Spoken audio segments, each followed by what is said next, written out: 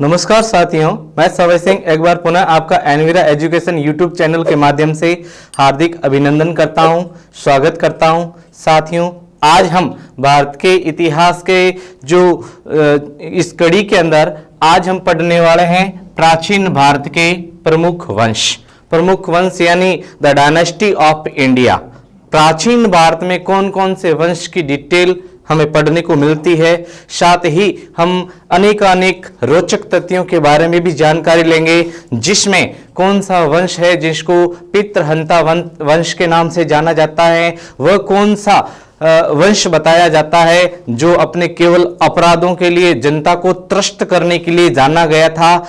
दूसरे सवाल अन्य जैसे पाटलिपुत्र की स्थापना किसने की थी, पाटलिपुत्र जो है इसको अपनी राजधानी किसने बनाया था, और प्राचीन भारत के जो वंश हैं इनमें सर्वदा सबसे पहले जो वंश है उसके बारे में क्या डिटेल हमें पढ़ने को मिलती है, और प्राचीन भारत में विशिष्ट एक क्षेत्र को किस नाम से जाना जाता था और उसके उत्कर्ष के बारे में भी हम जानकारी लेंगे। शुरू करने जा रहे हैं प्राचीन भारत के प्रमुख वंश। प्राचीन भारत के प्रमुख वंश हम शुरू करने जा रहे हैं, और ये जो डिटेल हम पढ़ने वाले हैं, चैप्टर पढ़ने वाले हैं, इसमें जो ऐतिहासिक जो डिटेल निकल कर आएगी वो है आपके मगध महासाम्राज्य का उदय। साथियों, मैं आपको भारत के इस मैप के जरिए ये बताने की कोशिश कर रहा हूं कि मगध कहां पर था।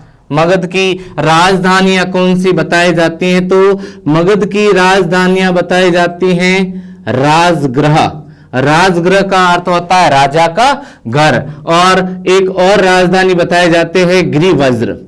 गृहवज्र भी राजधानी बताई जाती हैं, चूंकि मगध महासाम्राज्य अपने सर्वोत्कृष्ट काल के दौर में था, अर्थात किसी भी राजा के द्वारा अगर मगध महासाम्राज्य को मगध को जीत लिया जाता था तो समूचा भारत उसके शासन के अंतर्गत आ जाता था। बहुत सारे सवाल निकलते हैं प्राचीन भारत के वंश से, बहुत सारे रोचक तथ्य के बारे में भी हम जानकारी जरूर लेंगे। मगध महासाम्राज्य जो है इसका जो प्रतिष्ठित नगर बताया जाता है जिसका नाम पाटलिपुत्र के नाम से जाना जाता है, जिसको आधुनिक पटना के नाम से जाना जाता है। इसके बारे में भी हम सविस्तार जानकारी जरूर लेंगे, क्योंकि मगध जो है यह वर्तमान बिहार जिले पर स्थित बताया जाता है आपके मगध महासाम्राज्य। अब मगध महासाम्राज्य पर किन किन राजवंशों का पराभव हुआ है इनकी डिटेल हम ले लेते हैं, लेकिन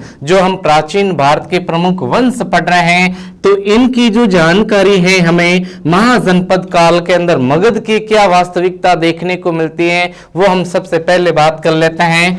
तो मगध महासाम्राज्य का जो उदय हम पढ़ रहे हैं इसमें सबसे पहले महाजनपदीय दौर के बारे में भी हम बात कर लेते हैं। तो आपको पता है कि महाजनपद काल जो हम ऑलरेडी पढ़ चुके हैं, 600 ईसा पूर्व से 340 ईसा पूर्व बताया जाता है, इनका समय बताया जाता है। महाजनपद काल में मगध की क्या ख्याति बताई जाती है, मगध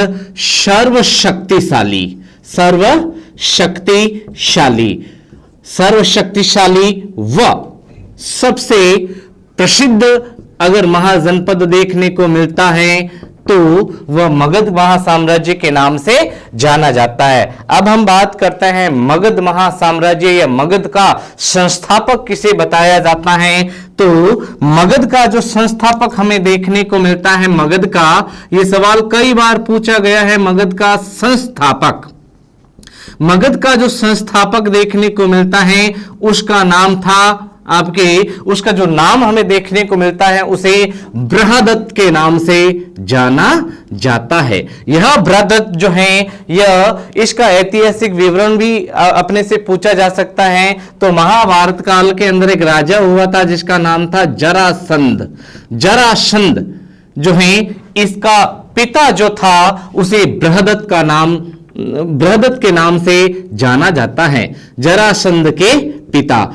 तो जरासंध के पिता बृहदत्त ने मगध की स्थापना की, इसे स्थापित किया है। अब हम बात करते हैं कि अगर आपसे पूछ ले कि बृहदत्त की ऐतिहासिक जानकारी आपको कहां से पढ़ने को मिलेगी, तो बृहदत्त की ऐतिहासिक जानकारी हमें महाभारत व पुराणों से पढ़ने को मिलती है। महाभारत व पुराणों से हमें ऐतिहासिक जानकारी जानने को मिलती है आपके बृहदत्त के बारे में। अब हम बात करते हैं कि मगध महासाम्राज्य इतना सर्वप्रसिद्ध हुआ, शक्तिशाली, समृद्ध हुआ।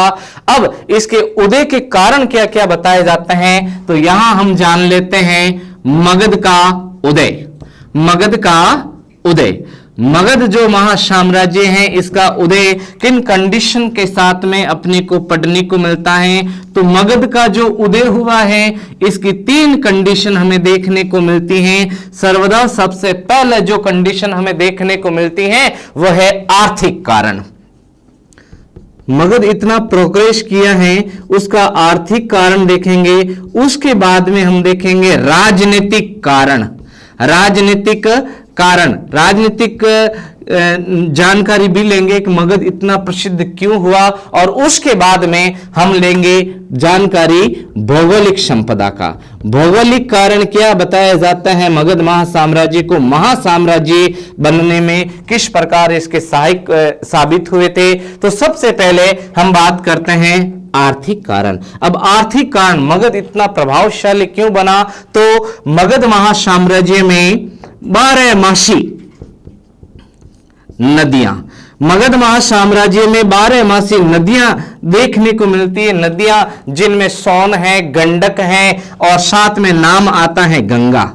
सोन, गंडक और गंगा जैसी 12मासी नदियां अपने जल के साथ में उपजाऊ मिट्टी भी बहाकर लेके आती थी, जिसके कारण मगध का जो क्षेत्र बताया जाता है, यहां पर कृषि जो है ये उत्कृष्ट दशा में देखने को मिलती है, उपजाऊ भूमि यहां पर देखने को मिलती है। बात करते हैं दूसरा जो पॉइंट पढ़ने को मिलता है आर्थिक कारण मगध की प्रबलता का, तो वह है आपके व्यापारिक स्थल। व्यापारिक स्थल, व्यापारिक स्थल जो सबसे प्रसिद्ध था मगध का, उसे पाटलिपुत्र के नाम से जाना जाता है। पाटलिपुत्र का वर्तमान में नाम क्या है ये पूछा जा सकता है साथियों, तो वर्तमान में इसका नाम देखने को मिलता है पटना। और कहां पर पड़ता है, तो यह बिहार के अंदर पड़ता है। और बिहार का नाम बिहार क्यों पड़ा, क्योंकि मौर्य साम्राज्य के अंदर सम्राट अशोक ने बौद्ध भिक्षुओं के रहने के निवास स्थल जिसे विहार कहते हैं, सबसे ज्यादा 84,000 विहार जो हैं वो बिहार में बनाए थे, इसके कारण इसका नाम बदलकर बिहार पड़ गया है। तो व्यापारिक स्थल जो सबसे प्रसिद्ध था उसका नाम बताया जाता है पाटलिपुत्र। अगर साथियों पूछ ले कि पाटलिपुत्र का जुड़ाव किस बंदरगाह से था, क्योंकि माल की आवाजाही भी तो बहुत जरूरी बताई जाती है, तो प्रसिद्ध जो डकयार्ड बताया जाता, बंदरगाह बताया जाता, गोदीवाड़ा बताया जाता है, उसे ताम्रलिप्ति के नाम से जाना जाता है। उसे ताम्रलिप्ति के नाम से जाना जाता है। तो रोचक तथ्य हमने आर्थिक फैक्ट पढ़ लिया है मगध के बारे में। अब हम बात करते हैं राजनीतिक कारण। अब राजनीतिक कारण एक ही हमें देखने को मिलता है, प्रशासनिक सुदृढ़ता। प्रशासनिक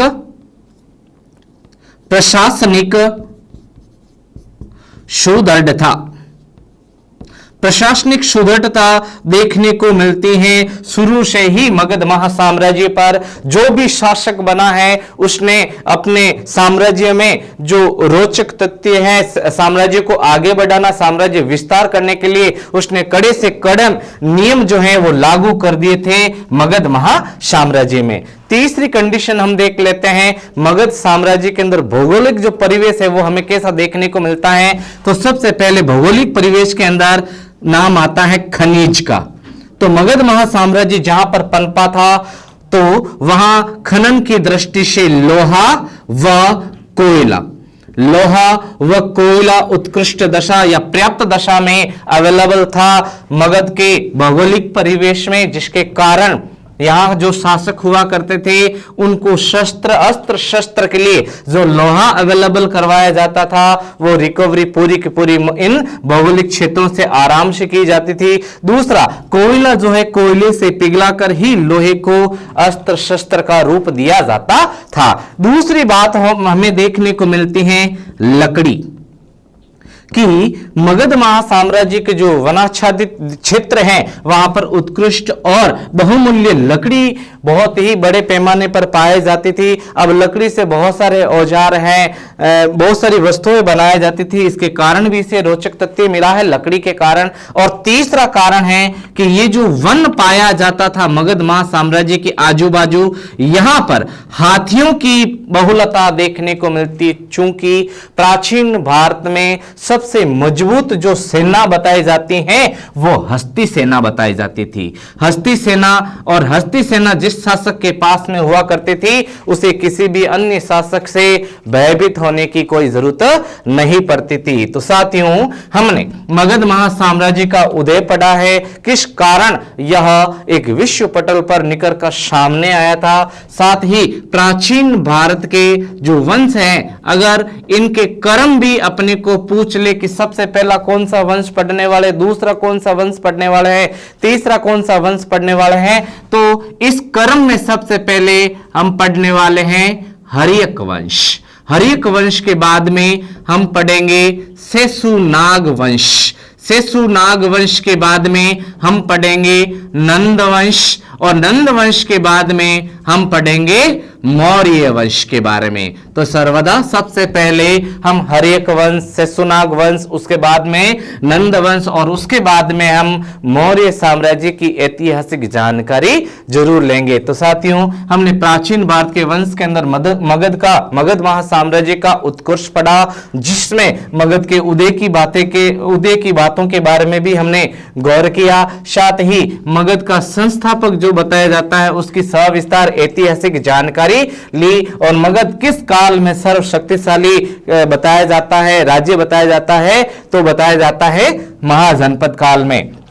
और अगर पूछ ले कि मगध महासाम्राज्य का पतन हमें कहां से देखने को मिलता है, तो जिस समय भारत के अंदर गुप्त काल अपने चरम पर पहुंचा है, उस समय गुप्त काल के आजू बाजू या बाद में यह मगध महासाम्राज्य है जो अपने पतन की ओर उन्मुख हो गया था। अब हम बात कर लेते हैं भारत के प्रमुख वंशों के बारे में। तो साथियों, अब हम शुरू करने वाले हैं भारत के प्रमुख प्राचीन वंशों की जानकारी। तो प्राचीन वंशों के इस क्रम में सबसे पहले हम बात कर लेते हैं हर्यक वंश के बारे में, और हर्यक वंश के बारे में पढ़ते हुए हर्यक वंश की ऐतिहासिक जानकारी के बारे में भी हम जरूर बात कर लेते हैं। सबसे पहले अब हम बात करते हैं हर्यक वंश के बारे में। हर्यक वंश जो है, और इसे किस वंश के नाम से जाना जाता है, तो बताना चाहता हूं साथियों कि ये जो वंश है इसे पितृहंता वंश के नाम से जाना जाता है। पितृहंता वंश के नाम से जाना जाता है। इनमें बहुत से शासक ऐसे हुए हैं जिन्होंने अपने पिता की हत्या करके राजगद्दी को हासिल किया। अब पिता की हत्या करके राजगद्दी को हासिल करने के कारण इन्हें पितृहंता वंश के नाम से भी जाना जाता है। बात करते हैं हर्यक वंश का जो कार्यकाल है वो हमें किस समय से किस शासन काल तक देखने को मिलता है, तो ये साम्राज्य पनपा है 545 ईसा पूर्व से लगाकर ये साम्राज्य पनपा है आपके 412 ईसा पूर्व तक। 412 ईसा पूर्व तक ये अपने चरम उत्कर्ष पर था। बात पूछ ली जाए कि हर्यक वंश का संस्थापक किस नाम से जाना जाता है, तो हर्यक वंश का जो संस्थापक हमें देखने को मिलता है, हर एक पॉइंट अपने लिए सवाल खड़ा कर सकता है, ध्यान रहे। संस्थापक के रूप में जो शासक का नाम आता है उसे बिंबिसार के नाम से जाना जाता है। बिंबिसार ने कौन कौन सी साम्राज्य विस्तार नीतियां अपनाई थी, उस नीति को किस नाम से जाना जाता है, और बिंदुसार जो है इसका समय हमें क्या देखने को मिलता है। तो बिंदुसार का जो समय, शासनकालीन समय जो हमें देखने को मिलता है, यह है आपके 544 ईसा पूर्व से लगाकर 492 ईसा पूर्व, 492 ईसा पूर्व तक बिंदुसार ने शासन किया।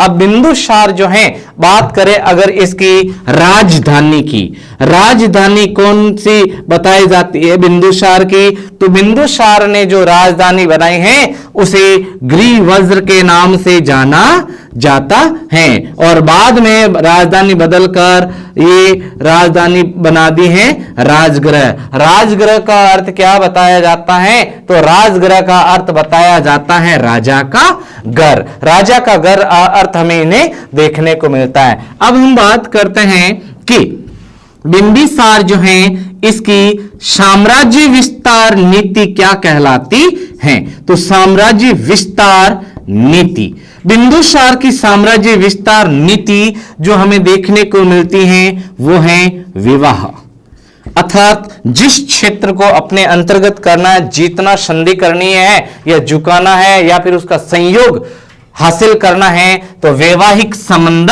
स्थापित करो। अब पूछ लिए जाते हैं कि बिंबिसार जो है इसने किन किन क्षेत्रों के अंदर अपने जो वैवाहिक संबंध है वो स्थापित किए थे। तो बिंदुसार ने अपने जो वैवाहिक संबंध स्थापित किए, बड़े 3 प्रमुख महाजनपदों की डिटेल हमें इसमें देखने को मिलती है। तो सबसे पहले जिस जगह का नाम हमें देखने को मिलता है उसका नाम था कौशल, कौशल महाजनपद। अब कौशल महाजनपद की राजधानी क्या बताई जाती है, तो कौशल महाजनपद की राजधानी रामायण काल में अयोध्या बताई जाती है, और महात्मा बुद्ध के काल में यह श्रावस्ती के नाम से जानी जाती है। अब बिंबिसार ने कौशल की किस राजकुमारी से विवाह किया था, यह सवाल भी पूछा जा सकता है। तो रानी का नाम बताया जाता है महाकोशना, महाकोशना नाम बताया जाता है बिंदुसार की पत्नी का, जो कौशल महाजनपद की राजधानी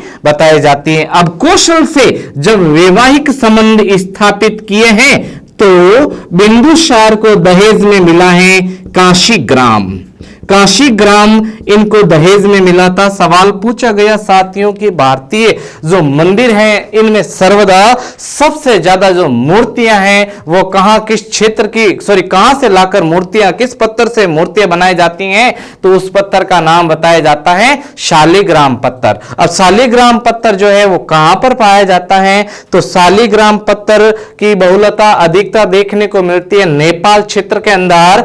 एक नदी का नाम बताया जाता है काली गंडकी नदी, और काली गंडकी जो नदी है यहां पर जो पत्थर पाए जाते हैं सर्वदा इनमें सबसे ज्यादा जो कलर देखने को मिलता है पत्थरों का वो ब्लैक देखने को मिलता है, और पत्थरों के ऊपर एक चक्र का चिन्ह अंकित होता है जिसे महाचक्र भी कहा जाता है, उसे सुदर्शन चक्र के नाम से भी जाना जाता है। और दहेज में जो मिला है बिंबिसार को, इसे काशी ग्राम के नाम से जाना जाता है। अब काशी ग्राम जब बिंबिसार को हासिल हो गया तो उसकी शक्ति ज्यादा प्रबल होने लगी। दूसरा जो विवाह किया है जगह का नाम बताया जाता है वैशाली। वैशाली की किस प्रसिद्ध नृत्यांगना का जिक्र हमें बुद्ध के काल में पढ़ने को मिलता है, तो उसका नाम है आम्रपाली। तो वैशाली से जिस राजकुमारी से शादी की है बिंबिसार ने, उसका नाम बताया जाता है चेलना।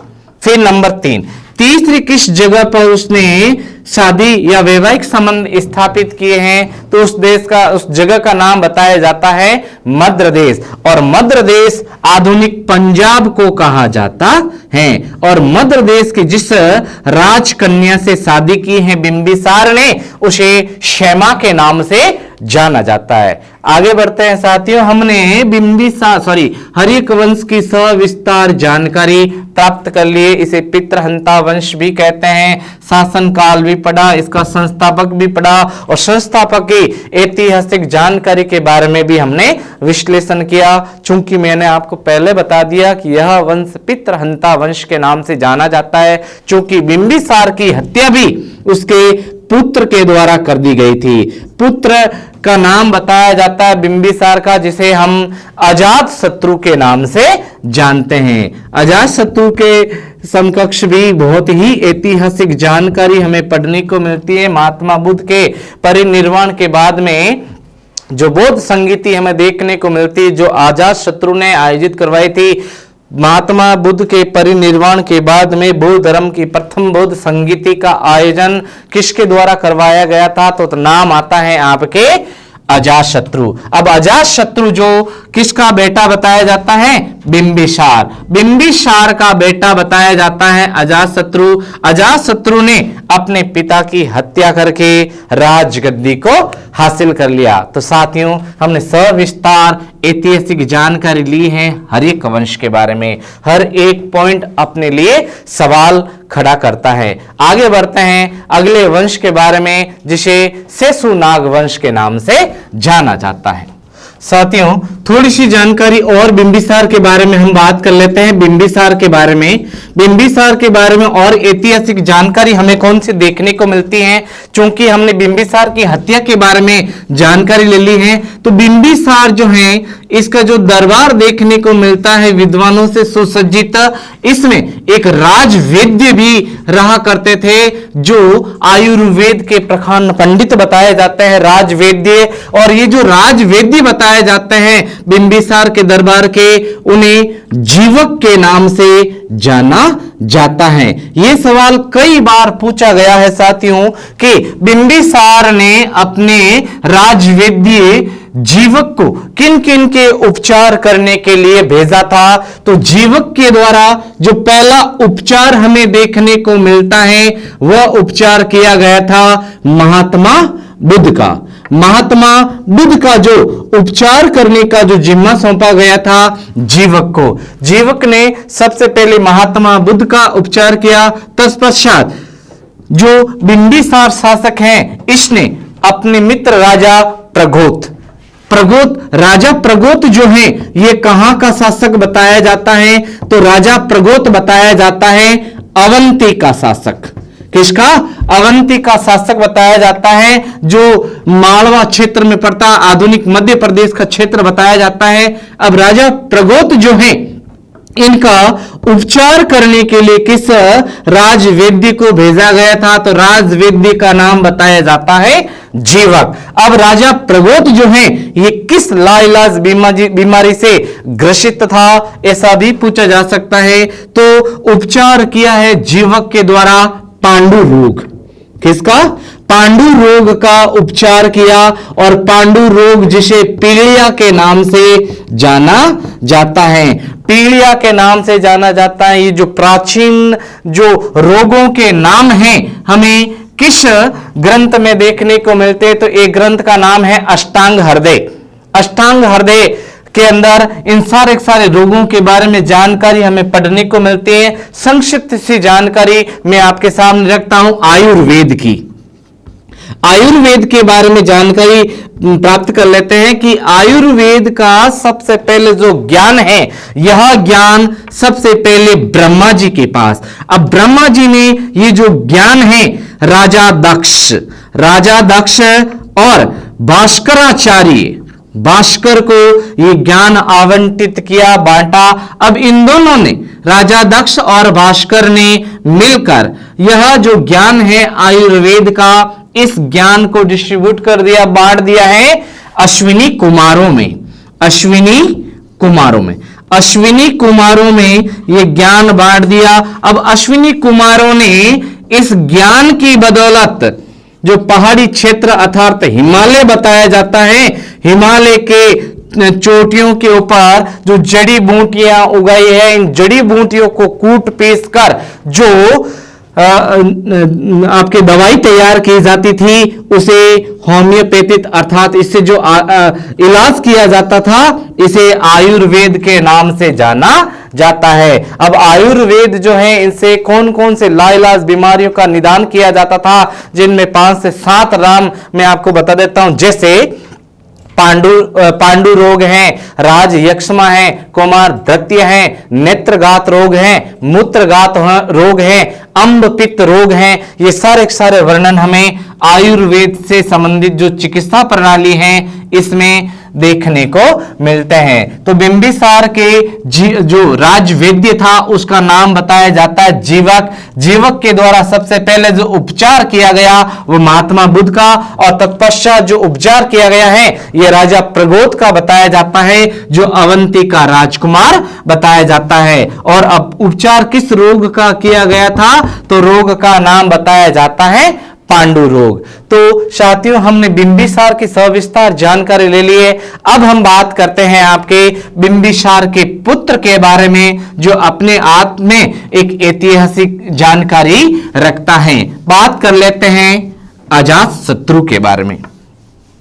तो बिंबिसार का जो पुत्र बताया जाता है उसे अजातशत्रु के नाम से जाना जाता है। अब अजातशत्रु जो है इस वंश का शासक बना, इसका शासन काल भी आपसे पूछा जा सकता है। तो अजातशत्रु का जो शासन काल हमें देखने को मिलता है ये 492 ईसा पूर्व से लगाकर 462 ईसा पूर्व, 492 ईसा पूर्व, 492 ईसा पूर्व से लगाकर 462 ईसा पूर्व बताया जाता है समय अजातशत्रु का। अगर पूछ ले साथियों अजातशत्रु के द्वारा जो राजधानी स्थापित की गई है उसे किस नाम से जाना जाता है, तो राजधानी बताई जाती है पाटलिपुत्र। पाटलिपुत्र का संस्थापक या फिर इसे स्थापित करने वाला कौन था, तो उसका नाम बताया जाता है उदयन। बात कर लेते हैं और पाटलिपुत्र के बारे में। तो पाटलिपुत्र जिसे आधुनिक पटना के नाम से जाना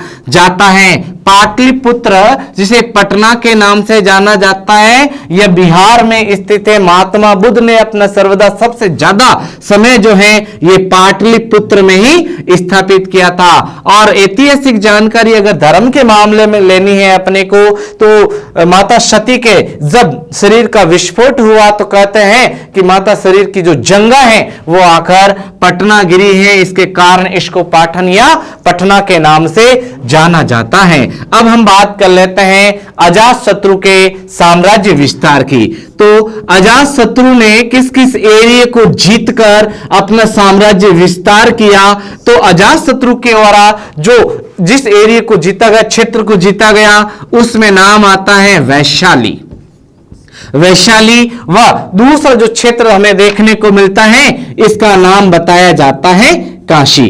काशी व वैशाली क्षेत्र को, जनपदों को किसने जीता था, अजातशत्रु ने जीता था। और ऐतिहासिक जो चीज हमें देखने को, प्रश्न जो इससे निकल कर आते हैं अजातशत्रु के बारे में, तो अजातशत्रु ने बौद्ध धर्म की प्रथम बौद्ध संगीति का आयोजन करवाया था। अजातशत्रु ने बौद्ध धर्म की प्रथम बौद्ध संगीति का आयोजन करवाया। प्रथम बौद्ध संगीति का आयोजन करवाया। प्रथम बौद्ध संगीति या संगीतियों से संबंधित संपूर्ण जो डिटेल है हमने ऑलरेडी बौद्ध धर्म, जब बुद्ध धर्म पढ़ा है, बौद्ध धर्म पढ़ा है, उस समय इसकी रिकवरी हमने कर ली थी। फिर भी बड़े पैमाने पर मोटा मोटी तौर पर मैं आपके सामने रख लेता हूं प्रथम बौद्ध संगीति। तो संगीतियों का जो आयोजन क्यों करवाया गया, तो महात्मा बुद्ध के महापरिनिर्वाण के बाद में बौद्ध धर्म का विकास और प्रचार प्रसार करने के लिए इन सभाओं का आयोजन करवाया गया था। तो प्रथम बौद्ध संगीति का जो आयोजन है ये 483 बीसी के अंदर करवाया गया था। और से अजातशत्रु के द्वारा इसको सुनियोजित तरीके से इसको आयोजन करवाया गया था। अ से अजातशत्रु के द्वारा, र से राजगृह, राजगृह जगह बताई जाती है जो आधुनिक बिहार में पड़ती है। यहां पर इस बौद्ध संगीति का आयोजन करवाया गया था। और अगर पूछ ले कि इस बौद्ध संगीति में कार्य कौन कौन सा हुआ, तो बौद्ध धर्म जो है इसके जो धार्मिक ग्रंथ बताए जाते हैं, इनमें पहला है आपके शुत्त पिटक, शुत्त पिटक व दूसरा है आपके विनय पिटक, दूसरा विनय पिटक। इन दोनों पिटकों का जो संकलन है वो किस बौद्ध संगीति में हुआ, तो बताया जाता है आपके राजगृह स्थित 483 ईस्वी बीसा पूर्व की प्रथम बौद्ध संगीति में इन दोनों पिटकों का निर्माण इनका संकलन किया गया था। तो साथियों, हमने अजात शत्रु के बारे में सविस्तार जानकारी ले ली। अब हम बात करते हैं हर्यक वंश के अन्य शासक के बारे में जो इंपॉर्टेंट हमें पढ़ने को मिलता है, उसे उदयन के नाम से जाना जाता है। उदयन की ऐतिहासिक सविस्तार जानकारी ले लेते हैं। उदयन के नाम कौन सी विशिष्ट उपलब्धि हमें देखने को मिलती है। दूसरा जो शासक है उसका नाम उदयन। उदयन जो है इसे उदयन के नाम से भी जाना जाता है। उदयन ने अपने पिता अजातशत्रु की हत्या करके राजगद्दी को हासिल कर लिया। अब उदयन के नाम जो ऐतिहासिक विवरण हमें देखने को मिलता है, तो सबसे पहले बात करते हैं राजधानी। राजधानी इसने अपनी स्थापित की है पाटलिपुत्र को, और पाटलिपुत्र जो है इसका संस्थापक जो हमें बताया जाता है उसे उदयन के नाम से जाना जाता है। यह कई बार सवाल पूछा गया कि पाटलिपुत्र जो है ये किन किन नदियों के संगम पर बताया जाता है, तो पाटलिपुत्र जो जिन नदियों के संगम पर स्थित है उनमें एक नदी सोन, दूसरे का नाम गंडक, और तीसरी सबसे पवित्र नदी जो देखने को मिलती है उसे गंगा के नाम से जाना जाता है। गंगा अर्थात तीन नदियों के संगम पर जो प्रतिष्ठित नगर स्थित था उसे पाटलिपुत्र के नाम से जाना जाता था। पाटलिपुत्र में जो सामान की आवाजाही होती थी संपूर्ण भारतवर्ष के अंदर उसे वितरित किया जाता था, एक्सपोर्ट किया जाता था। बात करते हैं उदयन जो है इसकी मृत्यु कैसे हुई थी, तो मृत्यु में मैंने पहले बता दिया है कि ये जो वंश है इसे पितृहंता वंश के नाम से जाना जाता है। हर एक ऐतिहासिक जानकारी के अंदर बहुत सारे ऐसे राजा बताया जाता है जिन्होंने अपने ही बाप को मारकर राजगद्दी हासिल की है, जैसे उदा जो मेवाड़ से बताया जाता है। इसी के अलावा ये पूरा का पूरा वंश अपने पितृहंता वंश के नाम से जाना जाता, चूंकि उदयन जो है इसकी जो हत्या है इसके अमात्य के द्वारा की गई थी। हत्या जो की गई है अमात्य के द्वारा, अमात्य कहा जाता है प्रमुख सैनिक को। अमात्य के द्वारा इसकी हत्या कर दी गई, और अमात्य जो है इसका नाम अक्सर हमें देखने को मिलता है शेषुनाग। शेषुनाग ने अपने मालिक उदयन या उदयन की हत्या करके जिस नए राजवंश की नींव रखी है उसे कहा जाता है आपके शेषुनाग वंश।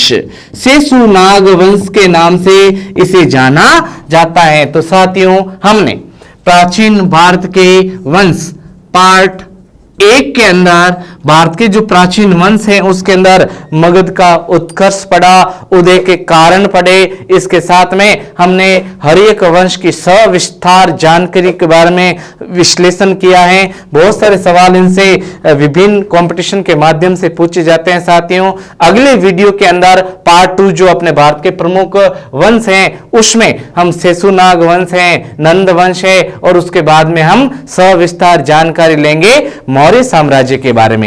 धन्यवाद।